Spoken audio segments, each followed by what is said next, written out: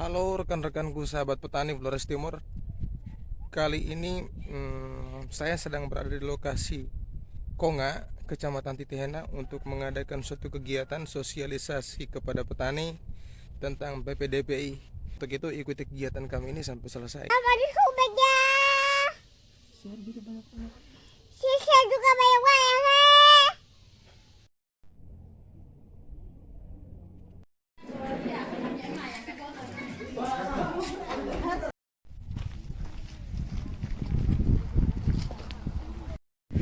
Waktu sekarang menunjukkan jam 15.25 dan ini terhitung makan siang. Cuman nggak tahu disebutnya makan siang atau makan sore. Ini sambil makan di saung ini, kemudian di depannya ada view hamparan sawah yang begitu luasnya. Semangat selalu kan para penyuluh. Siap.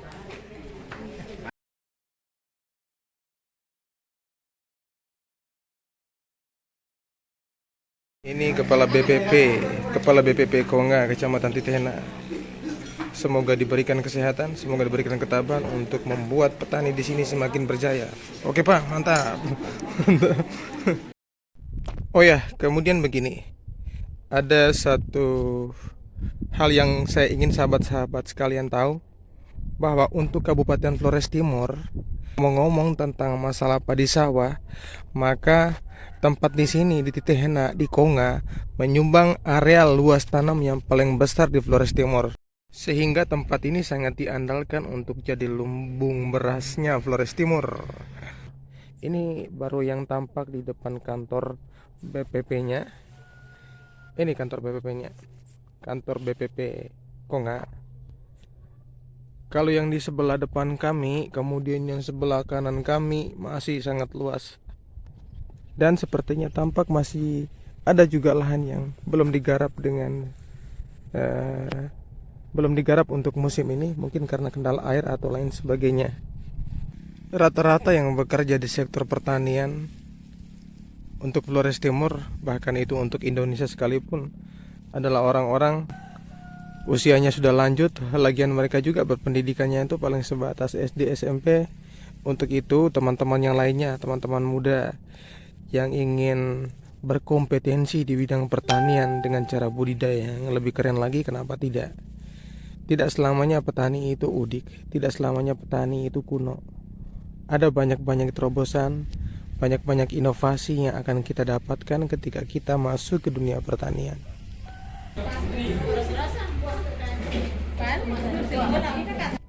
Acara sosialisasi penerapan penanganan dampak perubahan iklim komoditas padi sawah tahun anggaran 2021, kelompok tani Turun Tali, Desa Laulaga, Kecamatan Titihena akan kita mulai.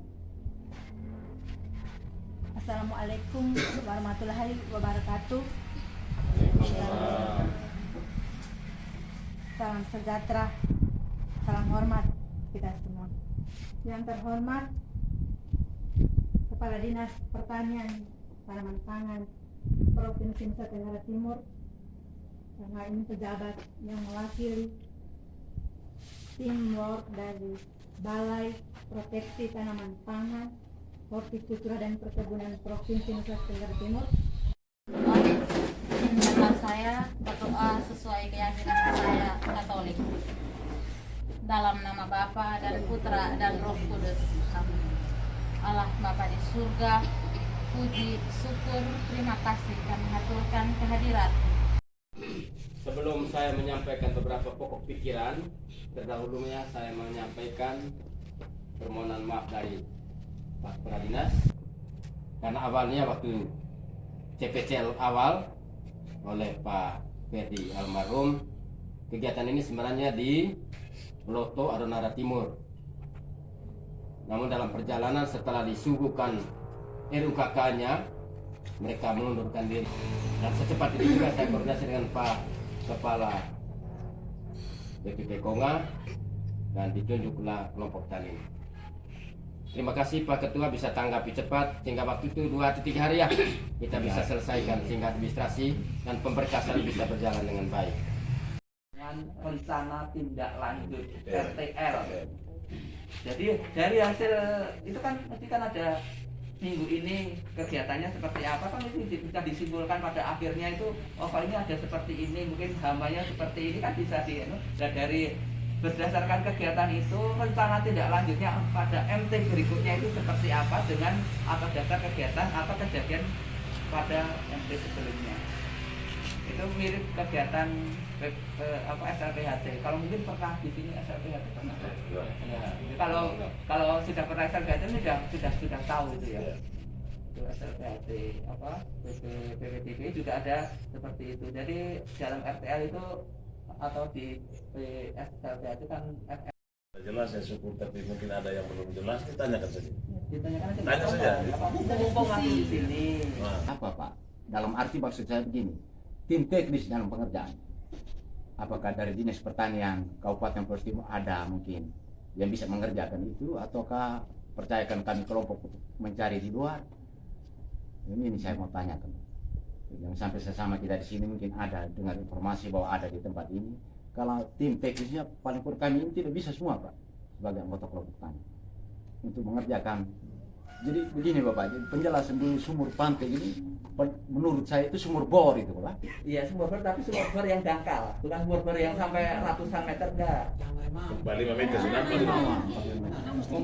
Ya itu kita perlu tanya karena ini kan sambungan pipa korek, tapi kan sambungan pipa apa kiri kita kan awam Pak itu.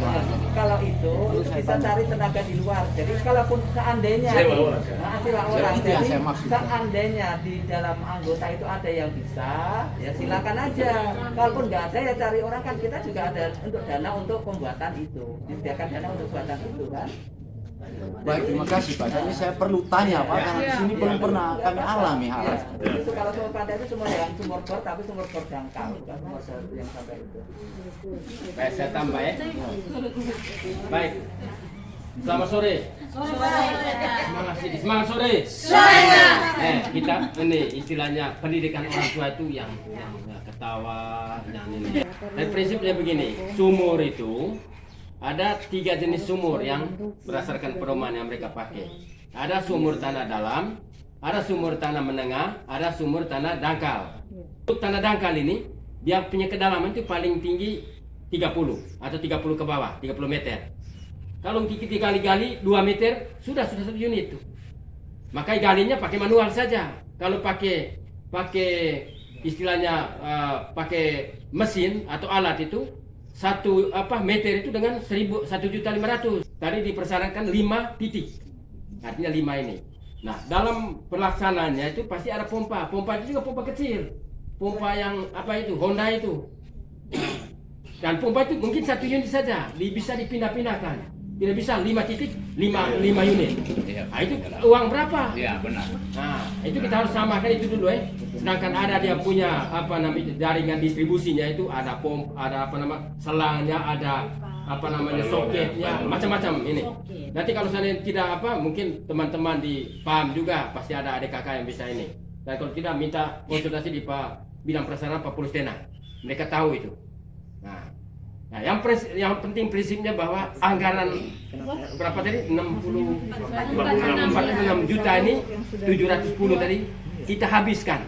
Bukan habiskan untuk kita ini, tapi ada bukti-bukti.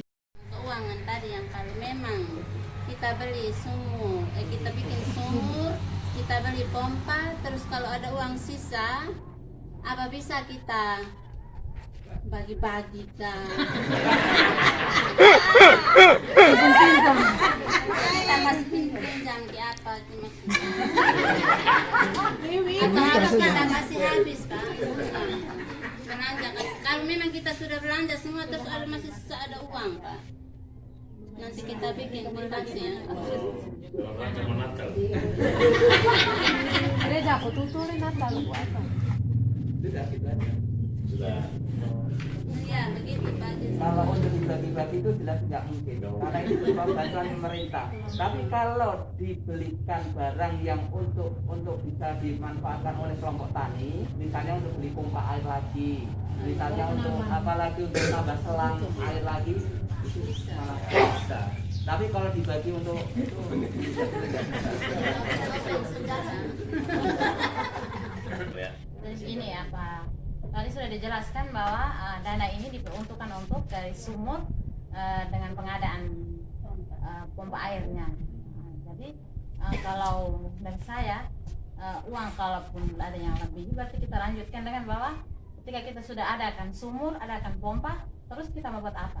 Pasti kan ada kegiatan selanjutnya yang menggunakan sumur itu, seperti contohnya mungkin apa, tanam sayur begitu.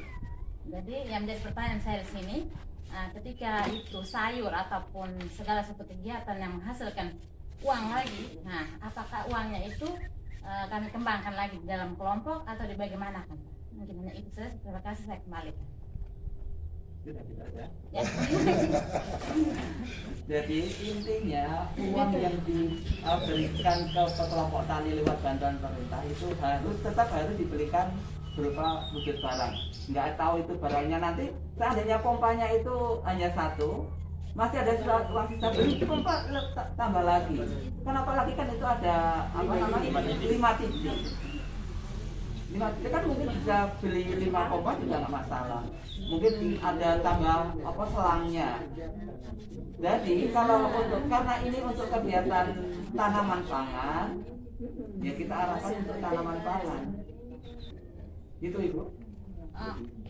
Ya Pak ya. Jadi maksud saya bahwa ya kalau dari apa hasil yang sudahnya setelah mau 5 titik atau berapa titik begitu, tapi setelah dari itu kegiatan itu kalau kan kedepannya pasti mendatangkan uang lagi hasilnya. Contoh macam kita tanam sayur atau kita buat kegiatan itu kan pasti rencana tindak lanjut. Apa kan ada dananya lagi. Kalau berarti kalau sudah di luar itu terserah mau di yang penting kesepakatan dalam kelompok seperti apa. Yang dipertanggungjawabkan yang di dana yang pertama. Jadi ini bukan sifatnya bukan dana bergulir seperti yang lain ya. Jadi ini hanya sekali di situ.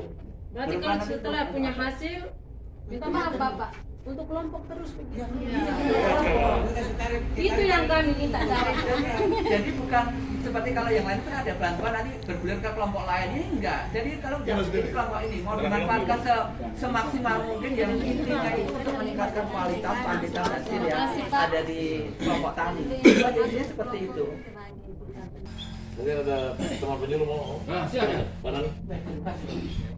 Tadi saya dengar tadi teman-teman kelompok tani sangat meragukan dengan dana yang ada itu bilang ada kelebihan dan seterusnya. Kalau saya begini, dari dana yang ada itu kan sebelum kita melakukan kegiatan itu kan kita sudah harus buat dia punya rencana usaha ya.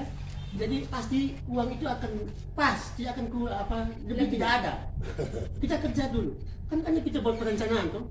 Rencana kerja kita susun mulai dari sumur berapa dia biayanya apa itu kan kita bikin semua. Pasti uang akan pas. Kalau lebih saya rasa tidak. Mana seperti Pak John katakan kurang. Soal nanti lebih setelah kita kerja. Setelah kita kerja selesai, baru kita tahu dia ada lebih atau kurang. Kita belum kerja kok. Sudah ada lebih. Ya kan? Maklum Pak, ibu-ibu biasanya suka yang lebih-lebih kan. Maaf tidak ya. Maksud saya begini, kita jangan ini ya. Kita buat dulu. Kita buat pertemuan, susun dari rencana ini. Kita kerja dulu. Kalau memang bisa lebih support tuh. Ya. Yang penting jangan kurang ya. Kita sering mati tadi mau minta di Pak Joni, minta ke atas. Gitu ya. Sekali itu saja. Oke, terima kasih. Keuangan tadi itu saya pikir memang kalau kami ibu rumah tangga ini Pak, yang kami perhitungan ini memang lebih karena kami ibu rumah tangga uang 10.000 kami sudah beli banyak. Mama ini kan punya pikiran ini kali bagi ini uang ini air bisa lebih banyak. Jadi bawa saja Pak. Kalau ini pikiran kan mama saja. Itu. Jadi kan pikiran bilang ini uang ini bisa lebih banyak ya. Iya. Nanti kan tinggal semua sumur tuh mau mama yang gali tuh gitu.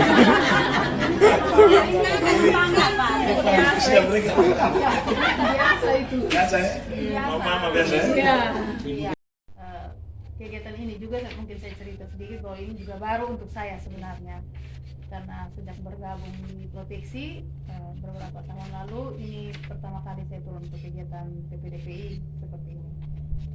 Kemarin kemarin sebelum turun saya dapat beberapa catatan kecil dari Pak Kepala Seksi Pak John Wawo untuk bekal saya turun dan mendampingi Mas Ang ke sini. Jadi kalau berhubungan dengan bukan keluhan tapi masukan cerita dari dua mama kita ini bahwa mungkin lebih, tapi seperti dari kata kita pun penyuluh yang sudah ada bahwa tidak mungkin lebih seperti itu, karena pembelanjaannya ini akan berdasarkan rencana usaha kelompok yang disusun oleh kelompok sendiri, didampingi oleh penyuluh, ada kepala BPP di sini dan juga teman-teman dari dinas seperti itu. Jadi tidak akan melenceng keluar dari itu.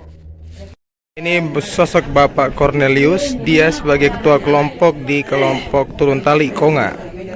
Mereka yang menerima program PPDP ini. Bagaimana Pak setelah mengikuti kegiatan pertama ya? Ini kegiatan tahapan pertama sosialisasi, sudah bisa punya bayangan ke depannya untuk kegiatan di lapangannya? Terima kasih Pak. Setelah mendengar sosialisasi, tahapan sosialisasi dan penjelasan tadi bahwa penerimaan atau bantuan yang diberikan dengan pelaksanaan kegiatan ini kami sudah paham. Sudah bisa ya paham ya Pak. Terus selanjutnya sebagai ketua itu kan kita kepalanya ya Pak ya. Kita kepalanya siap kan membawa anggota-anggota lebih banyak dihuni ibu-ibu ini nih. Ibu-ibu ini untuk bisa memberikan motivasi mereka di lapangannya.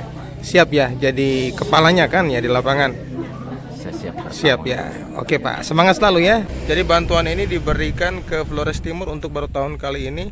Sedangkan kalau untuk NTT di tempat lain secara keseluruhan sudah dari tahun 2015 sepertinya. Kita bersyukur ada kelompok di Flores Timur yang mendapatkan program ini. Begitulah ceritanya kegiatan kami hari ini di Konga. Untuk itu sahabat petani sekalian, ikuti terus, follow, subscribe, share banyak-banyak agar kita bisa memotivasi petani dengan cara kita masing-masing. Ikuti channel kami ini agar tidak ketinggalan konten-konten menarik lainnya, khususnya untuk wilayah Flores Timur, NTT umumnya, dan Indonesia bila perlu dunia sekalian.